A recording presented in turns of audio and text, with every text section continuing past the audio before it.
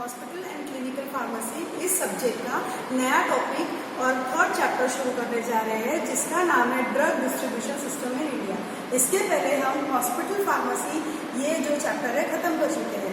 अब आपने hospital pharmacy में ये पढ़ लिया है कि हॉस्पिटल फार्मेसी का मतलब क्या होता है, फार्मेसी का मीनिंग क्या होता है, फार्मेसी में किस तरीके से अपॉइंटमेंट्स होती है, वहाँ पर एबिलिटीज क्या है, लोकेशन और लेआउट ऑफ हॉस्पिटल क्या है, और उसके बाद आपने रिसिप्ट एंड इशू सिस्टम भी देख लिया। कौन से इक्विपमेंट्स है जो फार्मेसी में होना बहुत जरूरी है, ये सब आपने पिछले चैप्टर में देख लिया है।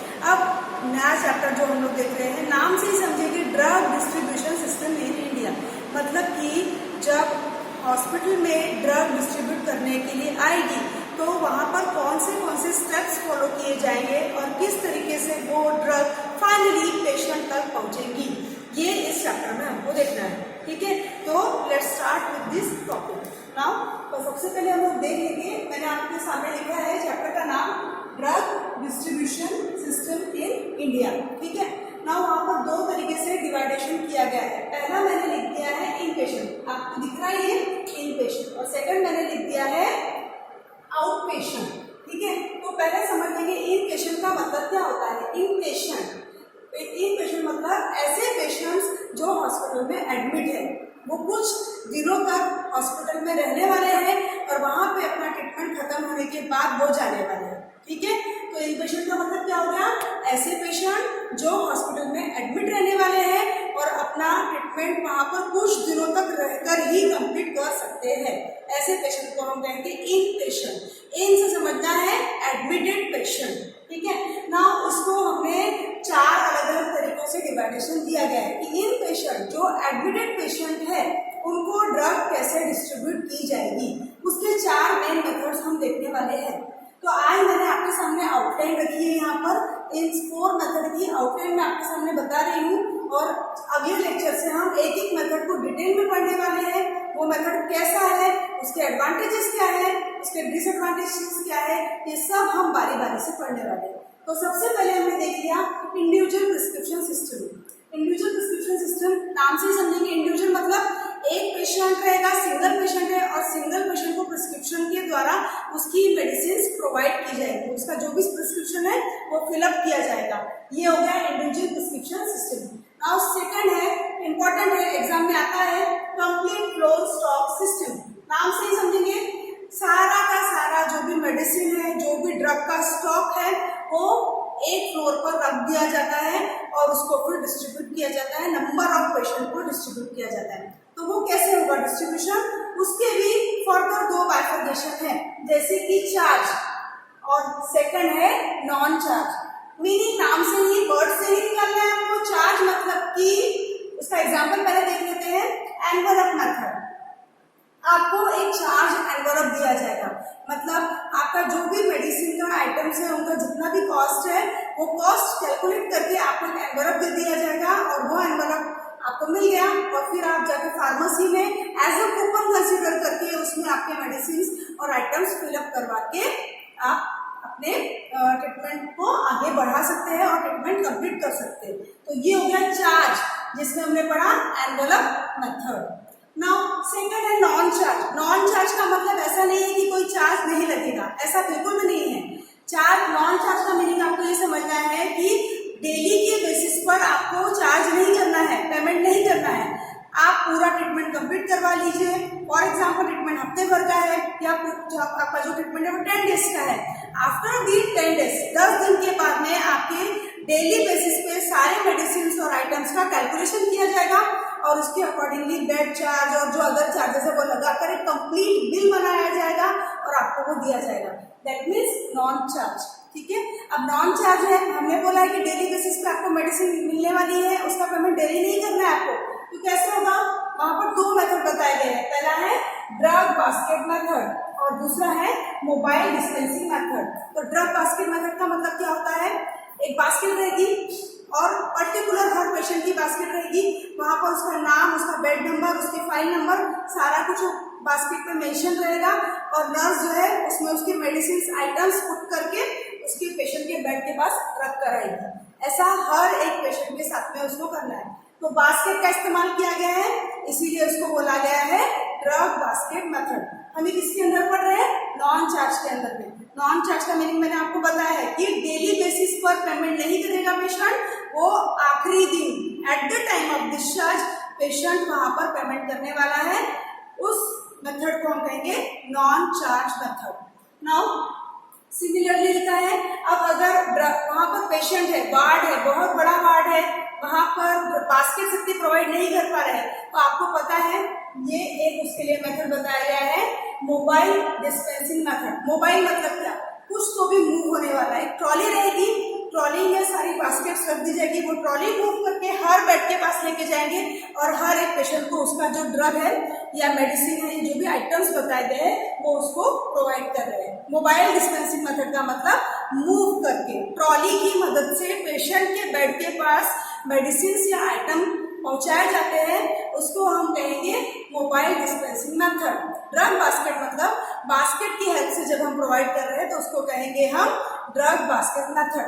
ये जो भी मेडिसिन प्रोवाइड करने का काम है फार्मासिस्ट और नर्सेस, इनके सुपरविजन में ही होगा और कोई इसको हैंडल नहीं करेगा।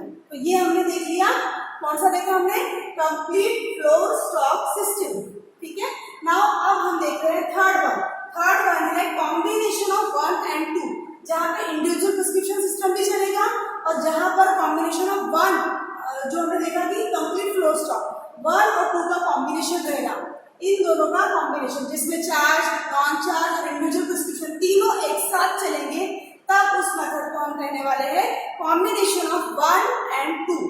इन दोनों मेथड का कॉम्बिनेशन होकर थर्ड मेथड तैयार हुई है, जो कि आ गया इन पेशेंट के अंदर थर्ड मेथड। ओके। नाउ अब हम देखने जा रहे हैं नंबर 4 वाला मेथड, जिसको हमने नाम दिया है यूनिट डोज डिस्पेंसिंग सिस्टम। इसको पढ़ने से ही आपको ध्यान में आना चाहिए, यूनिट का मतलब होता है सिंगल। ठीक है। यहाँ पर यूनिट का मीनिंग हमने क्या बोला है? सिंगल। मतलब आपको एक सिंगल डोज के लिए ही चार्ज करना है और सिंगल डोज ही पैक करके दिया जा रहा है और वही डिस्पेंस हो रहा है। This means unit dose dispensing system, जिसको शॉर्ट में हम UDDS ऐसा भी बोलते हैं। ठीक है। इसको फर्दर क्लासिफाई किया गया, या इसके 2 और प्रकार हैं, जिसका है यहाँ पर centralise unit dose dispensing system, जिसको हम शॉर्ट में हम क्या बोलेंगे? CUDDS, centralise unit dose dispensing system. और दूसरी तरफ हम देखेंगे decentralise unit dose dispensing system. क्या बोला मैंने इसको? DUDDS, decentralise unit dose dispensing system. अब इनको हम समझ लेते हैं कि इसमें क्या है। नाम से समझते हैं वापस से, यही को लिखा है आपका मीनिंग सेंट्रलाइज। सेंट्रलाइज मतलब समथिंग सेंट्रल। सेंट्रल फार्मेसी रहेगी, पूरे हॉस्पिटल में एक सेंट्रल फार्मेसी रहेगी और वहां से आपको जो मेडिसिन है वो प्रोवाइड की जाएगी। सेंट्रल फार्मेसी रहेगी, सारे जितने भी डिपार्टमेंट्स है, डेंटल का है, जनरल फिजिशियन का है, गायनिक का है, पेडियाट्रिशियन का है, अलग अलग डिपार्टमेंट की जो दवाइयां हैं वो एक ही सेंट्रल फार्मेसी में मिलेगी। वहीं से सारे डोज पैक किए जाएंगे और सर्कुलेट किए जाएंगे, डिस्पेंस किए जाएंगे, जिसको हम कहेंगे CUDDS। सिमिलरली अब हम सेकंड वाला क्वेश्चन देख लेते हैं, जिसको मैंने बोला था DUDDS, डिसेंट्रलाइज। नाम से ही समझना है, कुछ तो भी वहां पर सेंटर में नहीं रहने वाले। डिसेंट्रलाइज मतलब सेंटर से उसको हटा दिया गया। तो 2 टाइप से हम इसको पढ़ने वाले हैं, जिसका पहला एग्जांपल है बेड साइड फार्मेसी और दूसरा है satellite pharmacy. Now satellite pharmacy मतलब क्या? अगर हम कह रहे हैं कि ये हॉस्पिटल है, बहुत बड़ा है, तो यहाँ पर अलग अलग फ्लोर्स है और अलग अलग फ्लोर में अलग अलग वहां पर ट्रीटमेंट ऑप्शन दिए जाते हैं। कहीं पर यहाँ पर गायनिक है, यहाँ पर पेडियाट्रिक्स है, यहाँ पर BDS है, यहाँ पे हार्ट का है, यहाँ पे जनरल फिजिशियन है। तो हर एक फ्लोर पे अगर एक एक फार्मेसी रहेगी, इस डिपार्टमेंट की फार्मेसी यहाँ, इसकी यहाँ, अलग से हर एक फ्लोर पे अगर फार्मेसी है, ऐसे फार्मेसी को हम कहते हैं सैटेलाइट फार्मेसी। मैंने वहां पर लिखा भी है on each floor of hospital. सबको समझ में आ गया? नाउ उसके बाद बेड साइड फार्मेसी, नाम से ही समझना है, बेड साइड मतलब near the patient bed, patient के बेड के बिल्कुल पास में। अब वहां पे फार्मेसी लगाएंगे क्या? नहीं, इसका मीनिंग क्या है वो समझेंगे। जैसे कि लाइफ सेविंग ड्रग्स रहती है, जैसे एड्रेनालिन हो गया, नाइट्रोग्लिसरीन हो गया, ये एकदम से पेशेंट को कभी भी जरूरत पड़ सकती है, इसीलिए इसकी एक किट बनाकर उसके पास में, बेड के पास में नियर दी बेड रख देंगे, तो इसको कहा जाता है बेड साइड फार्मेसी। लेकिन देने के समय वहां पर सुपरविजन चाहिए, किसका? फार्मासिस्ट का या नर्स का।